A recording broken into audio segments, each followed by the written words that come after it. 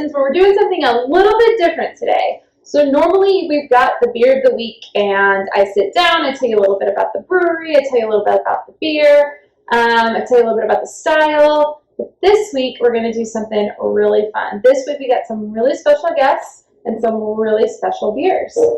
Welcome. Go ahead and introduce yourselves. I'm Lisa. Hi, I'm Becky.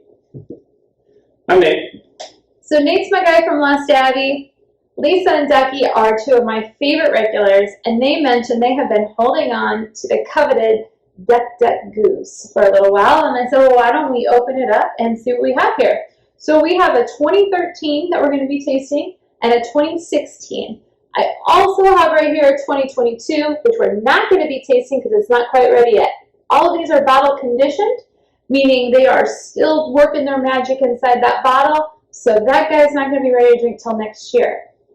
So, with that being said, Nate, can you tell us a little bit about Duck Duck Goose and why it's so special? So Duck Duck Goose, like traditional gooses, are a blend of 1, 2, and 3 year aged lambic style beers. 2013, I know it had kind of a blend of spontaneous fermentation as well as some house yeast in there as well. The reason we don't make this every year is it's a lot of work. I think the 2013 we picked from 40 different barrels, and I'm sure that's like increased every year. I would love to be a fly on the wall watching Tommy go through and taste all these different barrels and decide what he's going to blend and what he's not. I know for the 2022 we use one of our massive foeders that we have in the brew house for the main batch of it, and this all comes from some sort of a blonde base beer that ages. I think the 2013 was aged in red wine barrels. So let's see what it tastes like. Very cool. And why is this so hard to get? Tell me a little bit about how do you get your hands on one of these? So you need to be on your computer and have it in your cart within about 30 seconds of it being launched on our website once every 3 years, as these two tend to be proficient at. Yeah. So while we're talking about you guys, tell us a little bit about your beer collecting. So about 2012, I started branching out in different beer styles. Before that, I was just a big Guinness drinker. And nothing wrong with that. Ran into Lost Abbey, and I was like, wow, beer can be all these different things. And that happened to be the year that or along the way, they ended up selling Duck Duck Goose, and went, okay, I need to get in on this one. And I've gotten it every time I could get my hands on it. So Nate, you mentioned it's a lambic style. For those of our viewers who aren't familiar with what a lambic style means, can you elaborate a little bit on that? Traditionally it's a Belgian style outside of Brussels. Typically they would be spontaneously fermented, which doesn't happen much anymore. It's a non-fruited, spontaneously fermented sour beer, essentially. Okay, so what we're drinking is a sour. It's not your typical beer. With that being said, do you guys want to go ahead and open up the 2013 or see what we got? Sure. So we're not entirely sure what we're going to have in this 2013 because it's old. It might be great, and it might not be, but you guys are all going to find out with us. So Ducky, go ahead and pop that for us. That'd be great. Now, for those of you guys who come in here, you know that I'm a big Lost Abbey fan, and I drink the Carnival Saison every time I'm in here. That's my go-to. We also have Cuvée de Tommy on, which is a barrel-aged. I was super stoked to get that because not a lot of people have that. I think we're one of 2 outside of tasting rooms. 2 or 3 in Little County, yeah. Yeah, so we're pretty stoked. So this is going to be a lot of fun for all of us. Now, one of our owners, Jeremy, he is who turned me on to Lost Abbey. Tommy and him have a history. They go way back. Tommy, I believe, helped him with his current brewery, Motive Sonora in Tucson. Yep, as far as I know. And so good guy. I was very pleased to meet him. The last time I was with Nate at Lost Abbey, it was for me kind of like meeting a celebrity because I'm such a beer nerd, and he is such a legend. All right. There we go. All So right. considering this was released in 2013, that means the first batch of this beer was brewed in 2010. Okay. So we're looking at 10 least years old. 12 years old. Yeah. Wow. God, it smells good. I'm getting apple and pear right away on the nose. For as sour as I've had, this is not terribly sour. No, I definitely didn't have this in 2013, but I would imagine that this the tartness has mellowed out over the years. We get a lot of apricot and peach. And It's it's a real cloudy color, so you got a lot going on in your glass here. It's beautiful. The head, it's really nice. It's got, see how the lace clings to the glass? That also means the glasses are beer clean. Cheers to that. Cheers. All right. This is fantastic. Cheers. So tell us how you got started with Lost Abbey. So in 2007, I moved down from college up in the Sacramento area, and at the time I'd been drinking Killian's and Newcastle, thinking that those were good beers, which there's time and place for all those. Yes. And my buddy's like, hey, let's go to this new place called Lost Abbey. So we went over to try there, and the first beer I had at Lost Abbey was Lost and Found.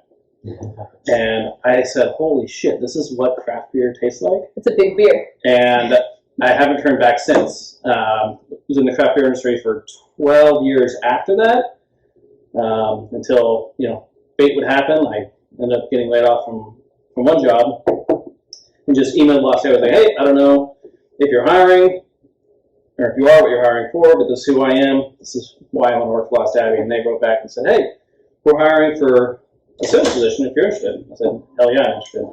That's So awesome. I went and I met with Norm, and here I am, 2.5 years later. Alright. Well, I'm so glad he's here because he's been so gracious and so helpful and so informative with Wolf Larson. So we can all give him a little thank you because he is one of the reasons we have so many great things, not only on tap, but also in our coolers. So, and I try not to play favorites. I just show him. I'm like, I'm getting a little Lost Abbey heavy up there, but dang, it's good stuff. It's hard not to.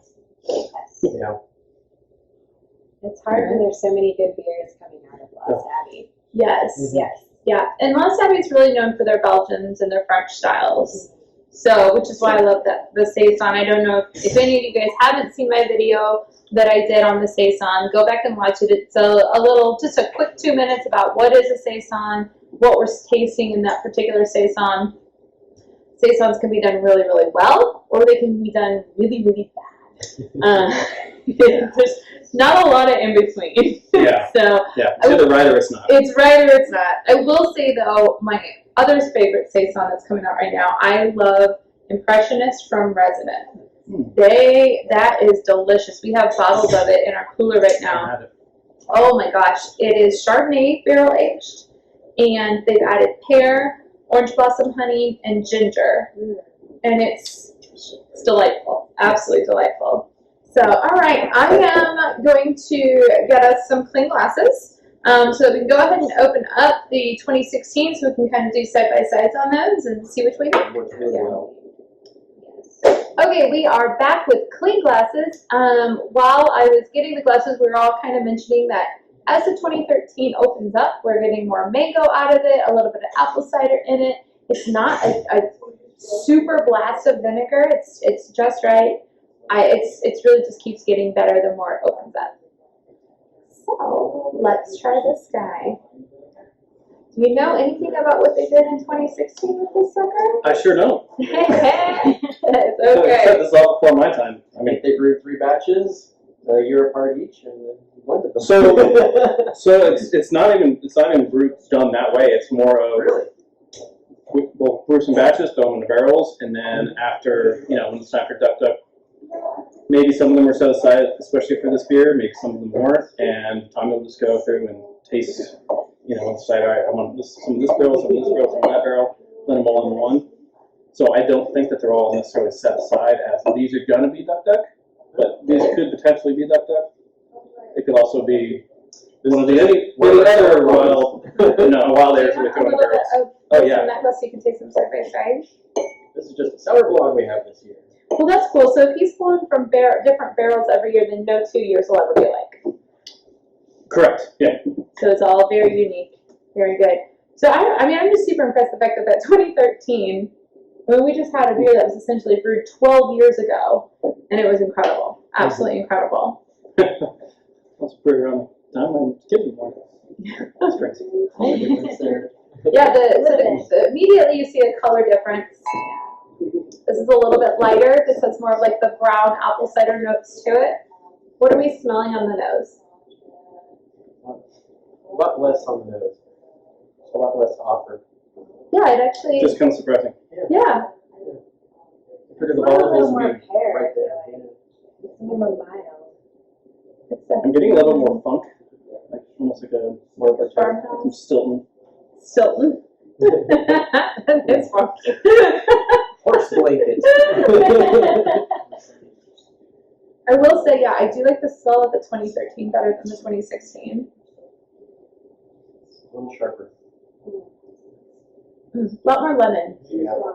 It's very much More citrusy. more for sure. citrusy. This is more like apples and pears, where this is more lemons and limes, I would say. I actually think this has a little more bite than that one. Yeah. No, I think so too. For sure. But it doesn't stay. It clears out really quickly. Like it leaves a It nice. still goes down really smooth. Mhm.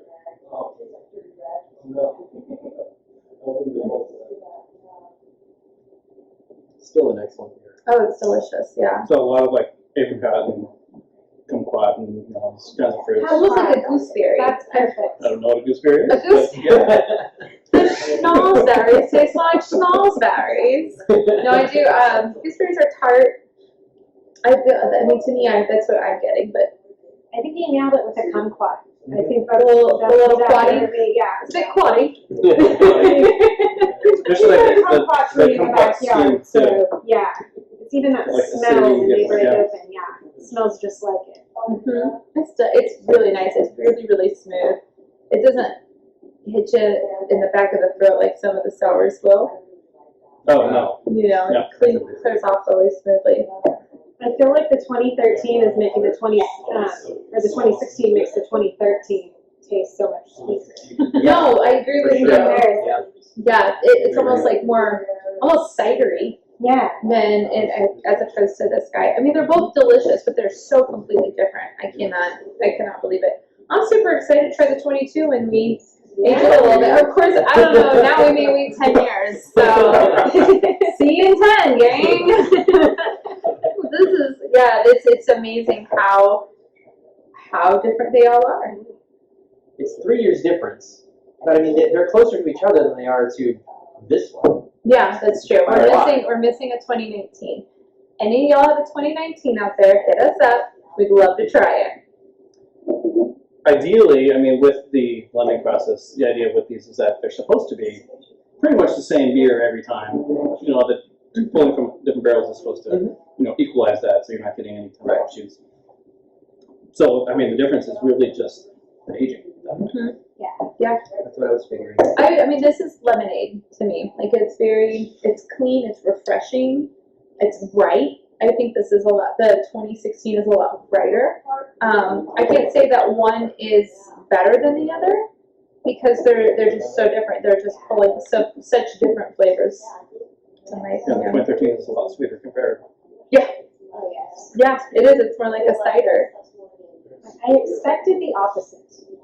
I didn't know what to expect with the 2013. I didn't know if we were going to lose flavor on it. I think the only thing we've lost is maybe some of the acidity off of it.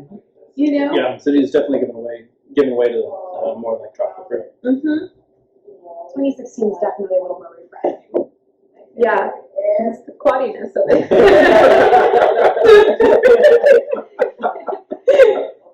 Oh, touche.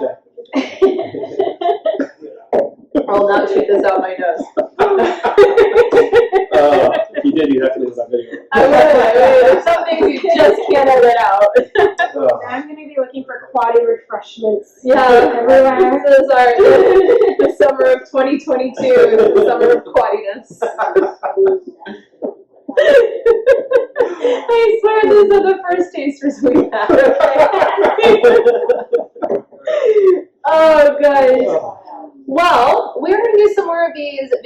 because these lovely people have some great bottles for us to try that they have been hoarding away for so long. And so we get to taste them. You get to watch us. Ah, how fun is that? So if any of you guys also have any bottles that you want to come in, you want to share with us, we can set this up. We would love to have you. We are going to be setting up a bottle share club. So we've got a lot of people that are collectors, and not a lot of beer stays good for 12 years or whatever, So so watch out for that. That's going to be a lot of fun. Hit us up if that's something you're interested in, and we will see you guys all next week. Cheers. Bye.